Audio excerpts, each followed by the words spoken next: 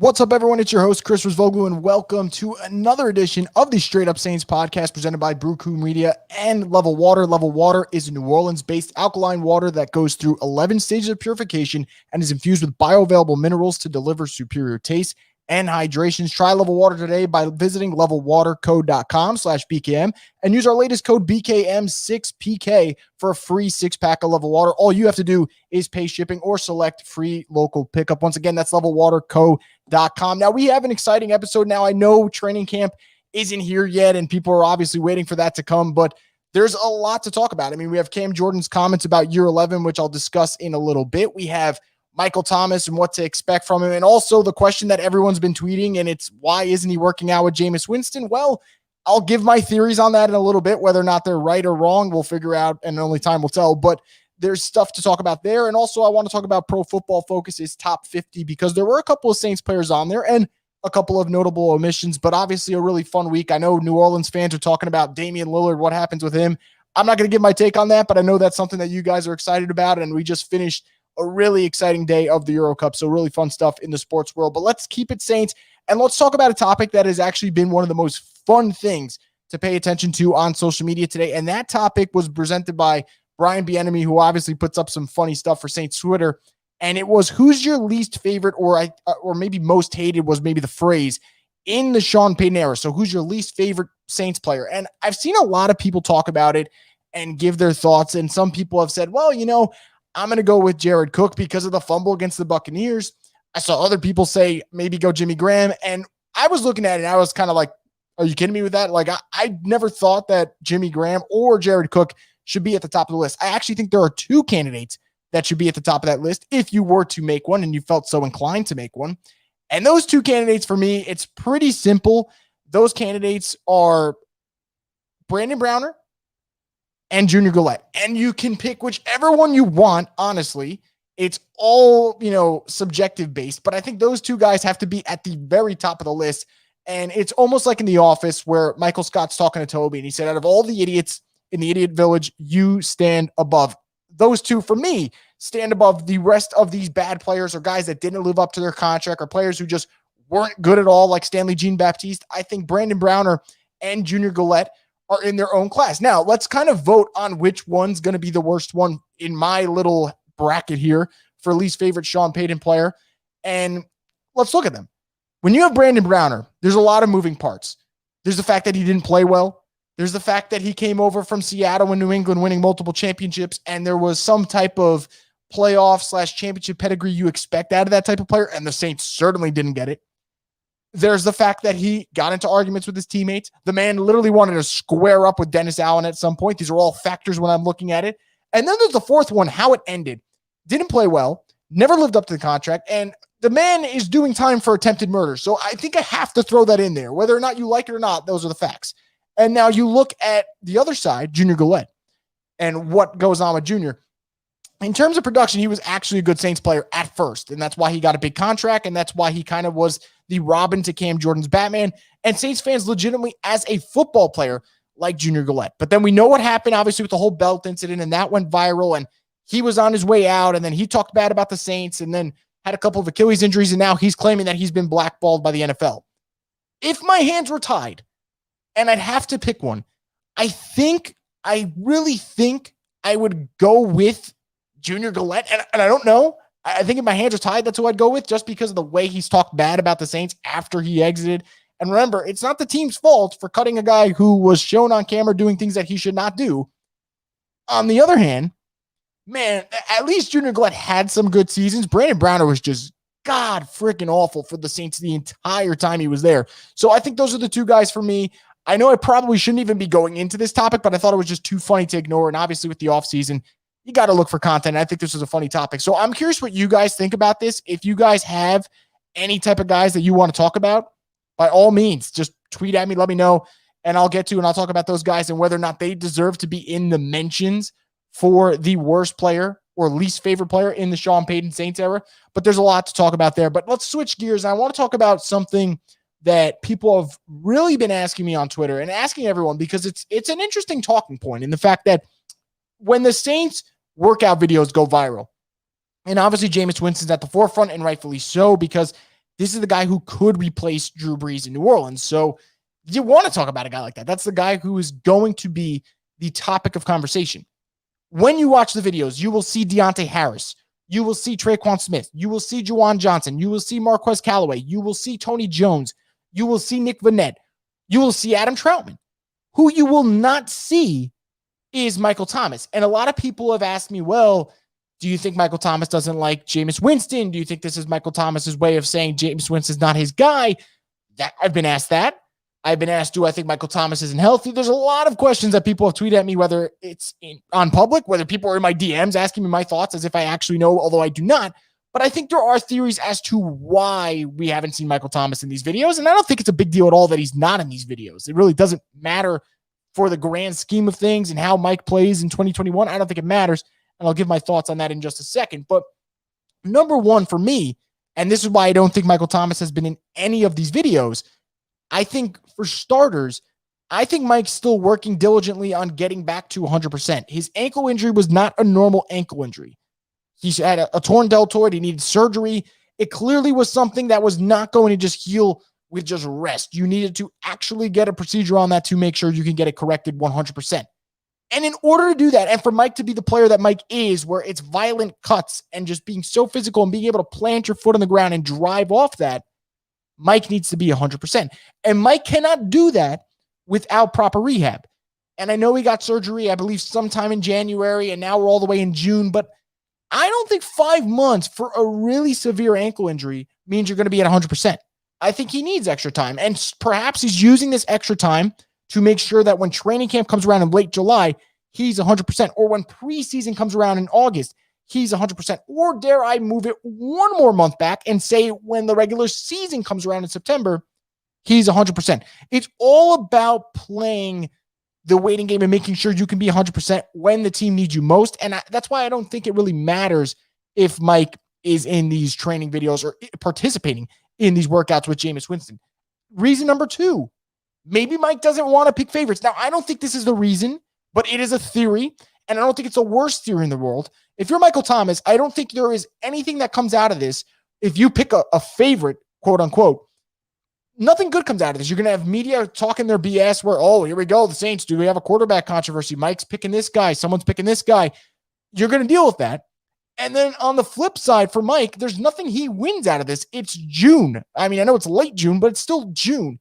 And if you're Mike, you don't have to pick a guy. That will come to you. And whoever's getting you the football, that's probably the guy who's going to win the job. Now, number three, and I think this is probably the most likely one, is that Mike works with his own group. Mike doesn't want to break his routine, and he doesn't have to. He's Michael freaking Thomas. He's one of the best wide receivers in the NFL. He doesn't need to change his workout regimen. I mean, what he's doing is clearly working, and it's been working ever since he got to NOLA. So I'm not worried about that.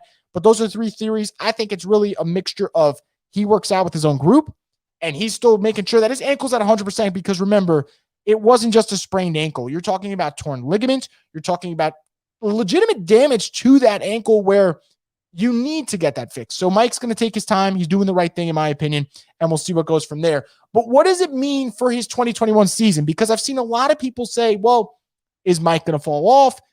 Is Mike not going to be that dangerous number one receiver? As long as he's close to 100%, and we have not heard anything yet to make us think that he's not going to be 100%, and if things change, obviously, we will adjust. But if we're assuming, I know it's dangerous to assume, but we're assuming that he is as close to 100% as possible for the 2021 season, I have no reason to believe that he will not be one of the 5 best wide receivers in football. Now, why do I say that? Because every time he's healthy, he showed you that he's one of the 5 best receivers in football. And I think the problem with a lot of things, and this just doesn't just go for the NFL, this goes for life in general, we have too many people who are prisoners of the moment. And when Michael Thomas goes down, it's so easy to forget about what he did in 2019 and what he did in 2018 and what he did in the playoffs in 2017. It's easy to forget about that because in that moment, it's a what have you done for me league. And we'll talk about the DeAndre Hopkins or the Devontae Adams or the Julio Joneses or the Calvin Ridleys. We'll talk about all these great receivers. And because we're a prisoner of the moment, we'll kind of forget that, hey, Michael Thomas broke the record for most receptions in a season. Michael Thomas has had at least 1,400 receiving yards in back-to-back years. Michael Thomas has caught more receptions in his first 4 seasons than any other receiver. It's easy to forget about that, guys, because when you're in the moment and he's not there, all right, you're going to watch that guy on TV. You're going to see that guy on Sunday Night Football. Or guess what? ESPN showing highlights. He's not on the screen. It's someone else. It's Hopkins catching a Hail Mary. So it's easy to forget about Michael Thomas. But this is what I know, and here are the facts. Michael Thomas has played with 3 different quarterbacks in New Orleans. He's been great with all 3. He's obviously been great with Drew Brees, and that's a lot of Drew, and that's a lot of Mike. It's a mixture of just 2 great players combining and forming an even better greatness. But he's been good with Teddy Bridgewater. Really, really good. Like I showed, this was about a year ago. We were talking about Bridgewater and Thomas and what they could do. And I remember showing the projections of what his 2019 season would have looked like had Teddy Bridgewater been the starter for all 16 games.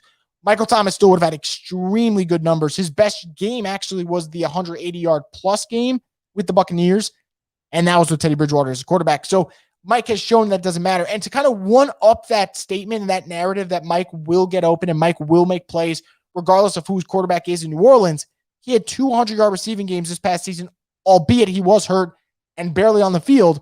And those 200-yard receiving games, guys, those were both with Taysom Hill as quarterback. And we all looked at the Taysom Hill 4-game stint as unsuccessful in terms of the passing attack and what it was able to do, yet Mike found a way twice in those 4 games to have over 100 yards receiving. So I think Mike has shown a good job of being able to do that. And I think in terms of expectations for 2021, there's no reason for me to sit here and tell you guys that, hey, I don't think Michael Thomas is going to be good this upcoming season. I think that would be ludicrous. I think it would make no sense for me. Now, if it's August and we're hearing word that his ankle's not 100%, maybe we scale back the expectations. But as long as Michael Thomas is healthy, as long as he's in New Orleans and he's the number 1 wide receiver, he is going to give you 1,300 to 1,500 receiving yards. That's kind of the ballpark of what he can do. And I don't care if that's Taysom Hill at quarterback. I don't care if that's Jameis Winston at quarterback. It's Michael freaking Thomas. He's one of the best receivers in the game. Pound for pound, he's the best possession receiver in the game. And he'll continue to get first down. So he'll continue to make big plays for this Saints passing attack. And it kind of just goes to show, and I'll talk about that in a little bit, this Saints team, granted, there are issues they'll have to overcome. The fact that they were still a productive offense last year with 13 out just shows that the Sean Payton offense can really get things going. But I'll talk about that in just a little bit. Now, I want to switch over to the defensive side of the ball because there's someone who talked about his upcoming season recently, and that was Cam Jordan. And Cam's got an interesting, I don't want to say career path because Cam's just been fantastic ever since he got to New Orleans, but Cam's at an interesting point in his career. He's at the point where you have to make a decision, not only just the fan watching or the analyst watching or just Cam making the decision as to what he's going to be. Is this the point in Cam's career where he teeters back and he kind of declines a little bit? Or does Cam actually show that this, Hall of Fame worthy career that he is putting together? And if you don't believe me, you can check the numbers. It's got a couple of more great years left. There's still some juice and some gas left in the tank, and he can have a couple more good years. That's the decision. And obviously the production is what's going to dictate that. So Cam recently was talking about his upcoming year, and he's entering year 11. And it honestly blows my mind because I remember when Cam was drafted, and for 11 years to pass, that's just nuts for me. But he was talking about defensive ends when they get in their 30s. Can they be productive? Can they make plays? And Cam kind of proved that it can be done. And he talked about it, and I'll read his quote. He said, talk about Calais Campbell, who after he turned 30 had his best year. Brandon Graham having his best years after he turned 30. I've talked to Bruce Smith, and I've looked at Michael Strahan's careers. There are the years where they really made stories for a push-off of being great. It's like 30 to that 34, 35 era that you see not only the combination of that physical talent, but also the wisdom play in. And that's what I've really been excited about. So what does this mean for Cam Jordan? Now, Cam last year had 7.5 sacks. Cam was still really good in the run game. Yet he didn't seem like the Cam of old. He didn't seem like the Cam who could get you 13 sacks. He didn't seem like the Cam who could just wreck an entire game, which we've seen him do. He was still good. He wasn't great. For me, and a lot of people thought the same thing, and I'm kind of reiterating what they were thinking, it's that Cam kind of looked like he was coming off an injury. Cam didn't look necessarily 100%. There was some rust that needed to be knocked off, and that actually was the case. With the full offseason to get ready, with his mind where it needs to be at, why can't Cam continue this? Cam is actually not as old as people think. I mean, the man is 31, and like he just showed people with bringing up examples, whether it's Bruce Smith, whether it's Michael Strahan, whether it's someone like Calais Campbell, you can be great rushing the passer or making plays in the defensive line in your 30s. It's not like running back where you hit 30 and that's the magic number where your career just jumps off a cliff. You can continue to have success. And I think for Cam, with a lot of young talent around him, I think that will rejuvenate his energy. I think the offseason is going to help him out. And he just seems in a great mental spot. Now, I know Cam is always in a great mental state. I mean, he is the most energetic, fun-loving dude on the Saints roster. But I really am buying what he's selling. And I know it's easy for me to sit here and say that because, one, I want to see Cam play well. And Cam's play obviously dictates the way the defensive line as a whole plays. But Cam just last year just didn't seem right. He seemed good, not great. I think we're going to see him bounce back. And I talked about this and I said, I think he's going to have a bounce back season. And some people said, hey, Chris, it's not really a bounce back season if he was still good in 2020. And I kind of agree with it. But I also think you have to look at it, the context. And if Cam wasn't his normal self last year, bounce back in my eyes is him going back to what we're accustomed to seeing. And I think he's going to do that. And I'm really, really excited to see what happens with Cam. Obviously, that for me is one of these storylines for next season, because if this defensive line plays great, I think it takes a lot of pressure off a secondary where, let's be real, Saints fans are concerned. Every day someone brings up the hole at cornerback 2 and how that's going to be fixed and whatnot. So if the defensive line gets going, and a lot of it starts with Cam, I think they'll be in a really, really good spot. But that's obviously something that we're going to have to wait and see. But I know a lot of people hit me up. They're like, hey, why are you talking about Cam? What's the big deal? He's just talking. I think it's a big deal in a good way. And I know Cam talks a hell of a lot. Sometimes it's good. Sometimes it's bad. This is one of those moments where I really am optimistic for next season. Now, the last thing I want to talk about, and it's kind of the biggest thing, and granted, it kind of goes back to what I was saying when I started this episode. We are in the dead period of NFL because guys are just doing off-season workouts and they're waiting for training camp, which is a couple of weeks away. It's that dead period. There's not much to talk about other than anything that's being produced on Twitter, and that's really been the content creator for everything. And Pro Football Focus put out their PFF 50, which is their rankings, their grades for the top 50 players heading into the 2021 season. And I know a lot of people have their stance on PFF. Some people think it's ridiculous. Some people think it's the Bible. Look, I don't know which side you're on, and I don't think it really matters which side you're on. Just know that at the end of the day, they do make decent content, and they do provide great talking points. And for this one, the PFF 50, the Saints have taken a lot of criticism for losing depth, losing Drew Brees, trying to readjust what they need to be because the last 4 years have not ended the way we've wanted them to end.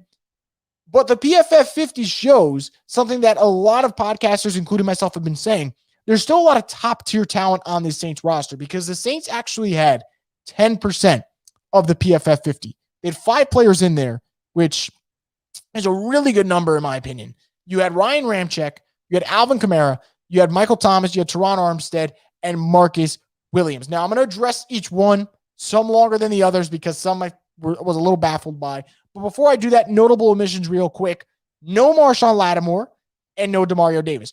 Lattimore does not surprise me because anyone who follows Pro Football Focus knows the way they chart their secondary players and the way they specifically charted Marshawn Lattimore. They've said, he hasn't been the rookie year Lattimore. Now, me personally, I think Marshawn Lattimore finished this past season on a really strong note with really good performances, and especially in the playoffs. I know Mike Evans had a touchdown, but it was his only reception. I believe it was like a yard. He was just fantastic late in the year. So maybe that carries over to 2021 and we see him return to shutdown form. DeMario, I was a little frustrated that he wasn't in the top 50. I think that he played exceptionally well. And I think DeMario is that guy where a lot of linebackers, they have a good running mate. Unfortunately, Demario Davis, his time in New Orleans, he has not had a good running mate. It's really been all him. It's been a one-man show. And yes, he had Quan for a couple of weeks, and sometimes Alex Anzalone was great.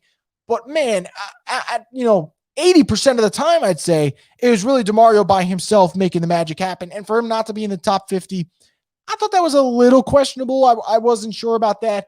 But let's go to the guys that they mentioned. Now, Marcus Williams is a player who doesn't get as much respect as he should.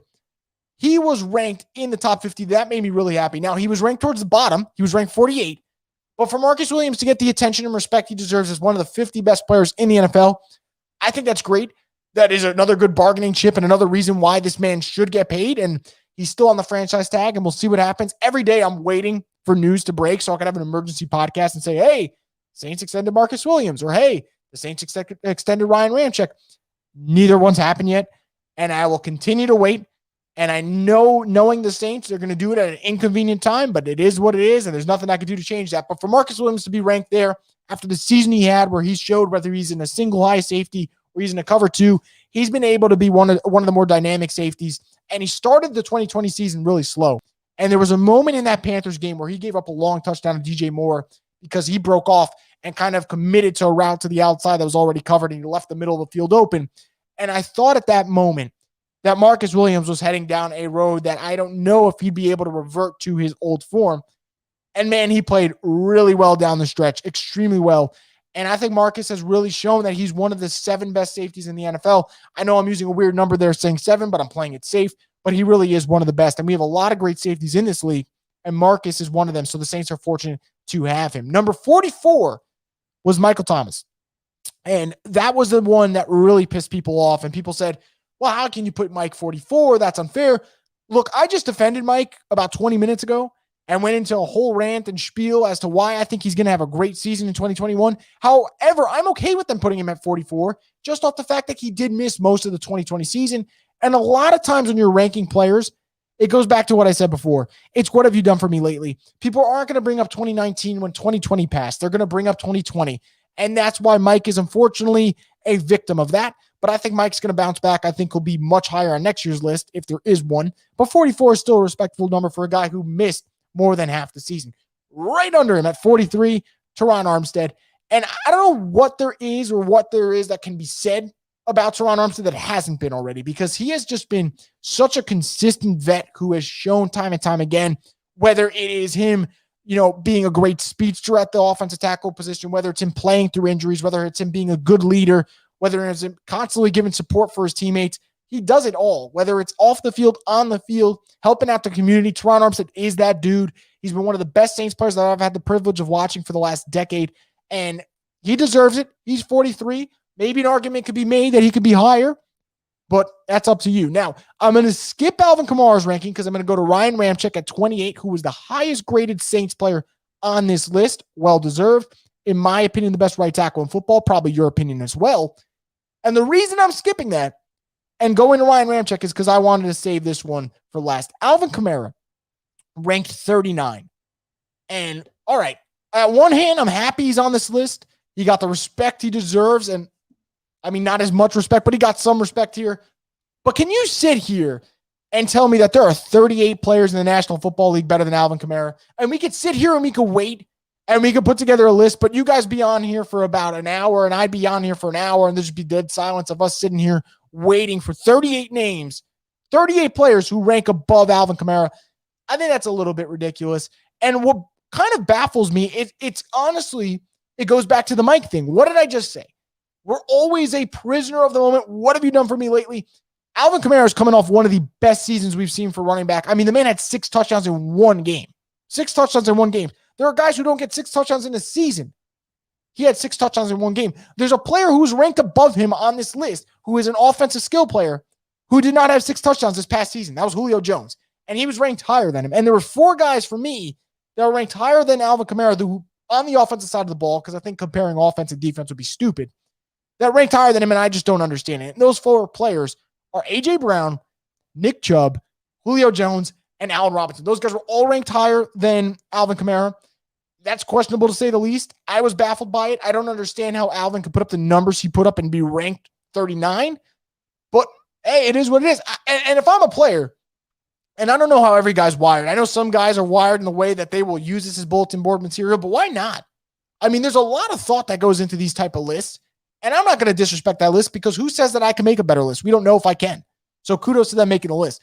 But I think for certain things like this, I just don't understand how you can watch Alvin Kamara do the things that he does at the level he does and say, you know what? He's the 39th best player in the NFL. I don't see it. Now, I might be extremely biased, obviously, because I'm running a Saints podcast. So obviously I am going to be pro Saints in a lot of certain things. But I think if you just take the gloves off and you go unbiased, strictly objective, there's just no way you can watch the NFL and say, yeah, Alvin Kamara is the 39th best player in the NFL. It's insane. He does things that no other NFL player can do. And I continue to say that, and I will say it this upcoming season when he does something absurd, like just bouncing off 6 tacklers and getting a touchdown on a play where he probably should have lost 2 yards. And I'll sit there and I'll tweet about his contact balance and the things that he's able to do. And I'll say, man, only AK-41 can do that. But apparently only AK-41 can't do that because there's 38 players better than him, according to Pro Football Focus, which blows my mind. But I'm curious to know what you guys think about that. I'm sure you probably agree with me, but where would you rank AK? Because the way I look at it, the season that he just had, how can he not be one of the 20 best players in the NFL? He literally did things that no other running back's going to do. And I'm not vouching for Alvin Kamara to be the greatest running back in the NFL right now because there's great consideration for a Derrick Henry or a Dalvin Cook or a Christian McCaffrey. But you can't sit here and say that he's the 39th best player in football. I'm not going to buy it. I thought it was a really fun list. If you want to check it, you guys go on Pro Football Focus 50. It's pretty good. It's a fun list. But man, Alvin Kamara at 39, not good for me. Now, before I wrap it up real quick, my overall thought on this PFF 50 was an encouraging one. The Saints having 5 guys in the top 50 tells me this. They still have high-end talent. And when you have high-end talent, that means that you're going to be in a good spot in terms of being able to be a playoff contender. Now, injuries can derail that. Things can change. Bad quarterback play can take an entire season. But the Saints have a lot of high-end talent. Remember, they got 5 top 50 guys without including a DeMario Davis or a Marshawn Lattimore or an Eric McCoy. There are a lot of really good names on this Saints roster still. And when you have that, you have a chance to be a playoff contender. Anyway, guys, that's going to do it for this edition of the Straight Up Saints podcast. Now, it was a little bit of a test run in the sense that we had the live element to it, the live stream. Obviously, when the season gets closer, we'll have more engagement and stuff like that, and I'll continue to do it. But if you enjoyed the live stream, whether you're on Facebook, whether you're on Twitter, if you really did enjoy it, just hit me up. If you had some comments, concerns, questions, suggestions, I am always free to listen to them. So hit me up and I'll have a fun conversation with you guys about that. But with that being said, I hope you guys enjoy this week. Make sure you stay tuned for another episode of the Straight Up Saints podcast. Could come either later this week or the start of next week, depending on what the news is looking like and if there's a fun cycle of stuff coming in. Obviously, if something breaks, I will have the emergency podcast as promised. But until then, guys, enjoy the rest of your week. Enjoy the holiday weekend coming up. It's going to be fun times for everyone there. And stay tuned for more content on the Straight Up Saints podcast.